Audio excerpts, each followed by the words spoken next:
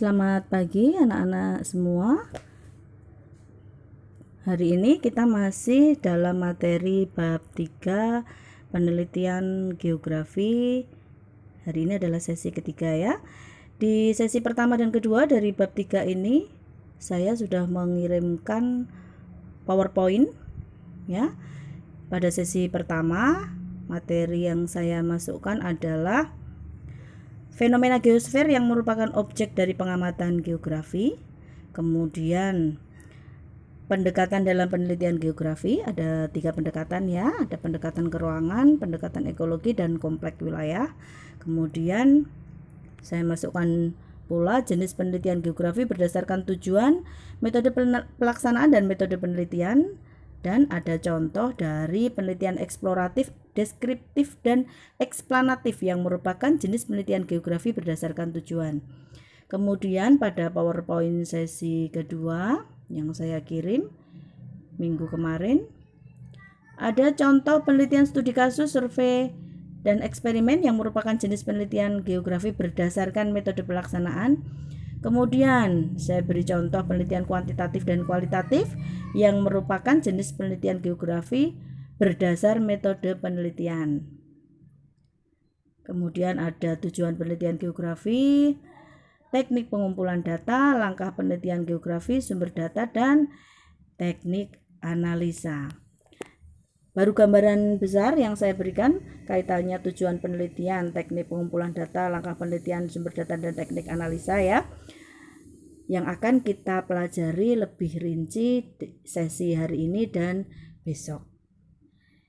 Hari ini kita akan lebih mempelajari dengan detail langkah-langkah penelitian geografi yang meliputi mengamati fenomena geografi, kemudian merumuskan pertanyaan penelitian geografi, mengumpulkan serta mengolah data geografi, menganalisis data, dan membuat laporan penelitian. Anak-anak tidak usah bingung, langkah-langkah penelitian yang saya sampaikan di PowerPoint ini hanya ringkasnya dari apa yang ada di buku kalian. Jadi tidak harus dihafalkan langkah ada 5, kemudian misalnya di buku langkah ada 10 misalnya, tidak seperti itu ya.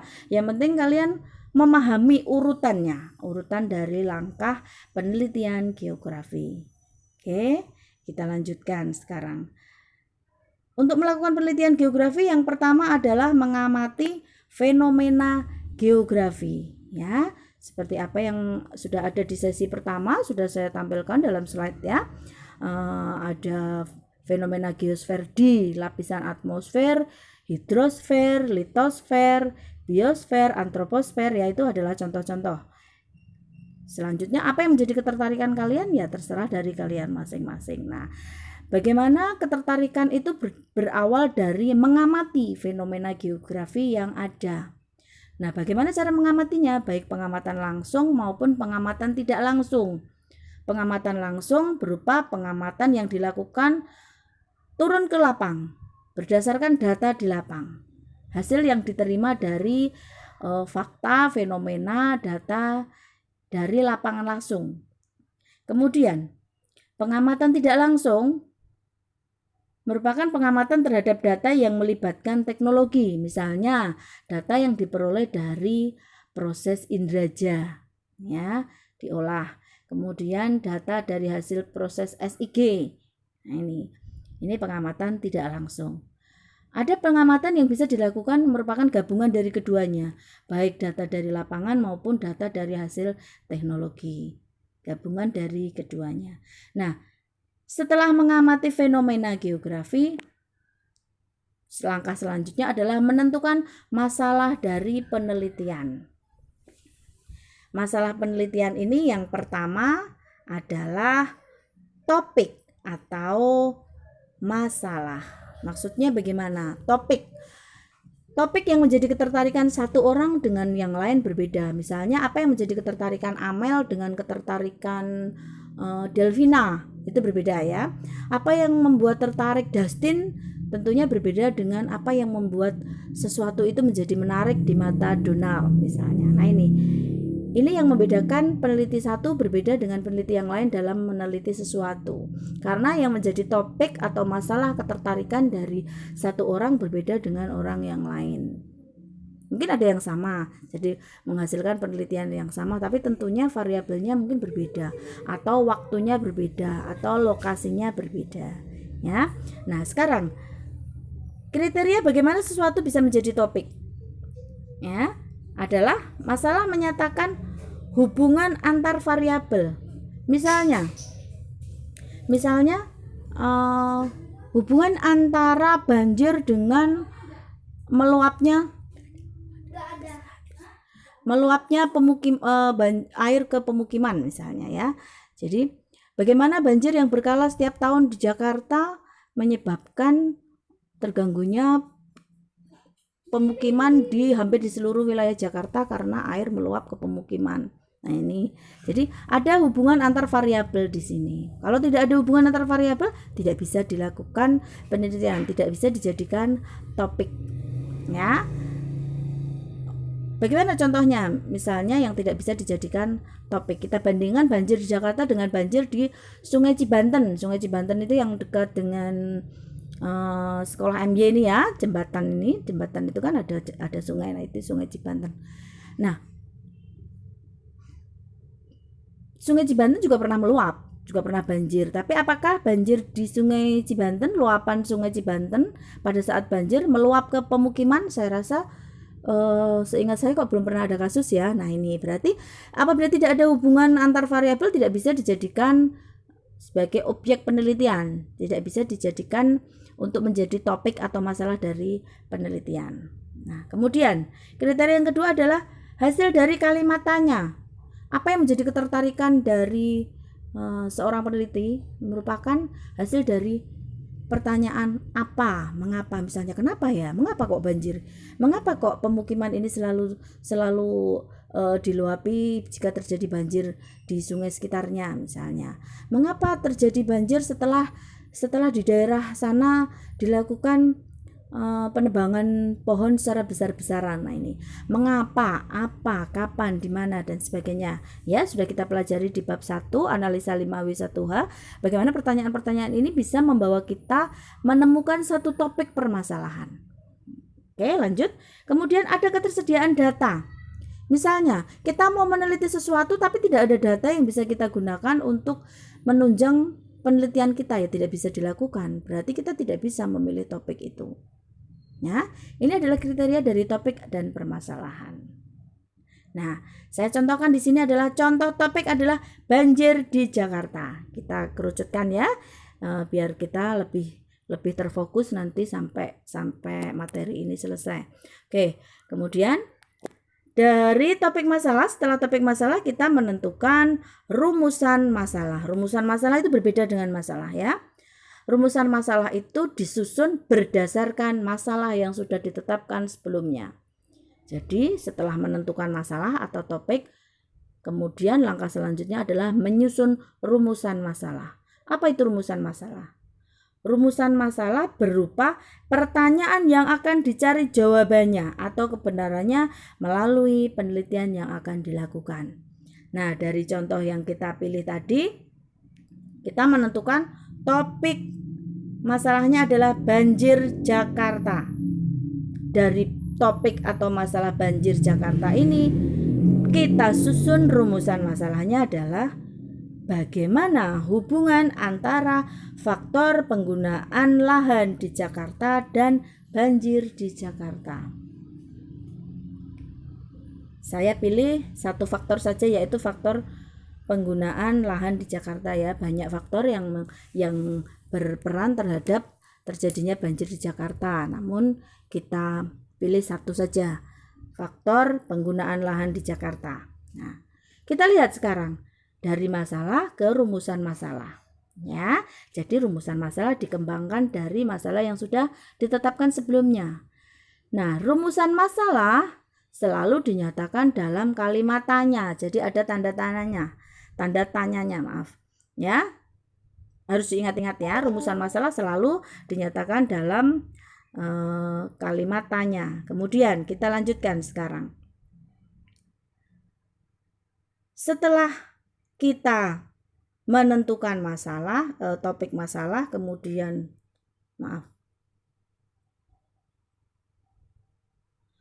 topik masalah, kemudian rumusan masalah, dihasilkanlah judul penelitian.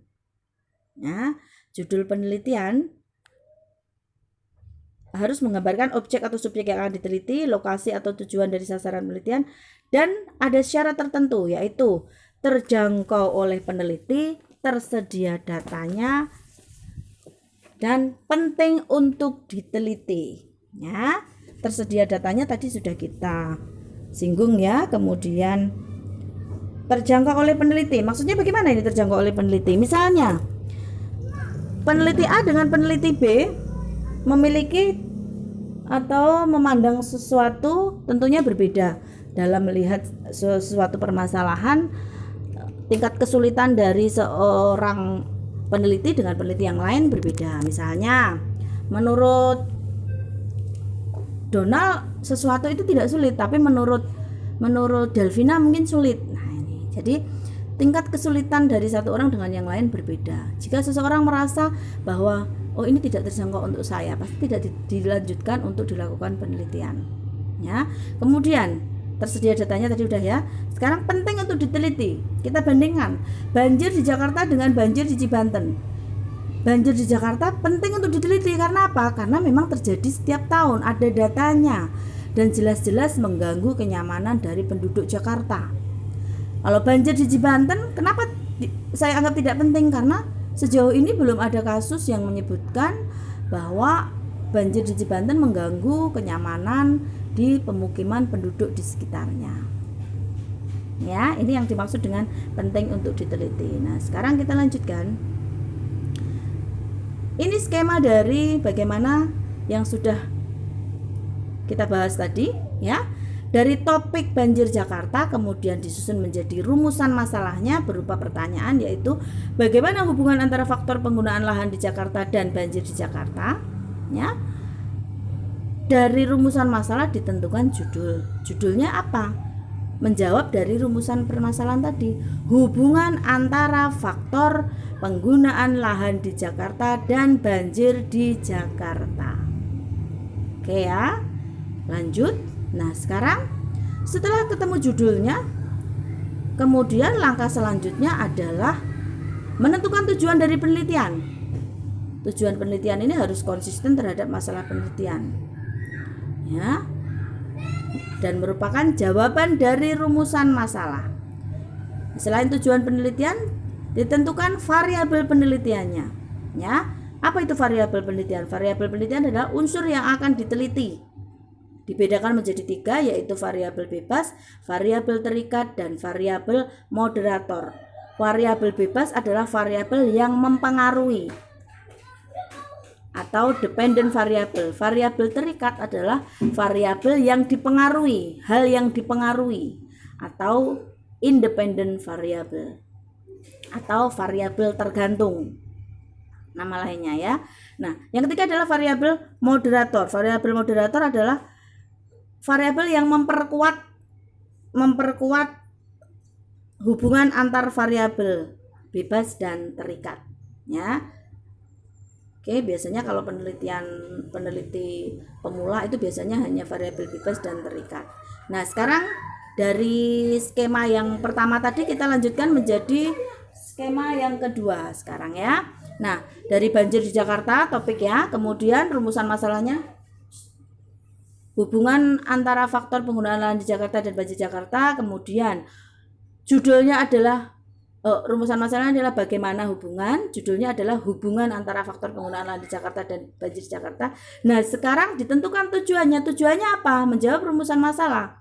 Rumusan masalahnya adalah bagaimana hubungan antara faktor penggunaan lahan di Jakarta dan banjir di Jakarta. Berarti tujuan penelitiannya untuk mengetahui hubungan antara faktor penggunaan lahan di Jakarta dan banjir di Jakarta.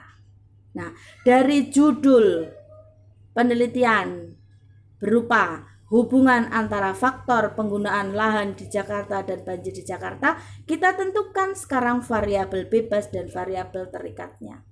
Variabel bebas adalah variabel yang mempengaruhi. Yang mempengaruhi di sini apa? Faktor penggunaan lahan. Karena apa? Faktor penggunaan lahan di Jakarta ternyata mempengaruhi terhadap terjadinya banjir di Jakarta. Jadi yang mempengaruhi di sini adalah faktor penggunaan lahan.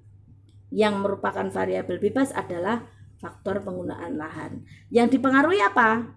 Dampaknya. Sebagai dampaknya dari faktor penggunaan lahan di Jakarta adalah terjadinya banjir di Jakarta. Ini yang menjadi variabel terikatnya. Ya, variabel terikat atau variabel yang dipengaruhi atau variabel tergantung atau independen variabelnya adalah dependen variabelnya adalah banjir di Jakarta. Mohon maaf saya terbalik dependen dan independen. Dependen adalah variabel tergantung, independen adalah variabel bebas. Ya. Nah, sekarang kita lihat setelah menentukan judul, penelitian, variabel, ya, kita buat kerangka penelitiannya. Ada di buku paket kalian halaman 91. Ya, di halaman 91 bisa kalian lihat. Alurnya adalah dari perumusan masalah, kemudian sampai menentukan variabel bebas, variabel terikat. Kemudian dibuatlah kerangka penelitian yang meliputi dari rumusan masalah, variabel bebas, variabel terikat. Langkah selanjutnya adalah menyusun hipotesis.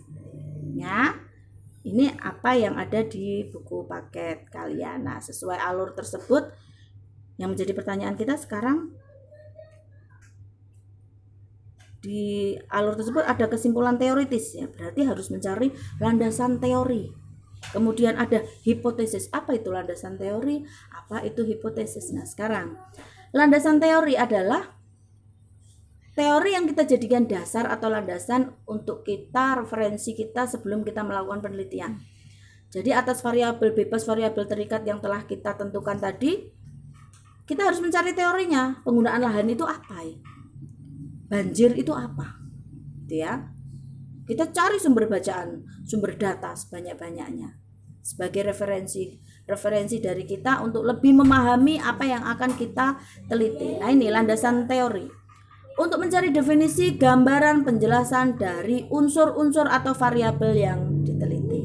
Semakin lengkap referensi, berarti landasan teori yang kita miliki semakin baik atau semakin kuat.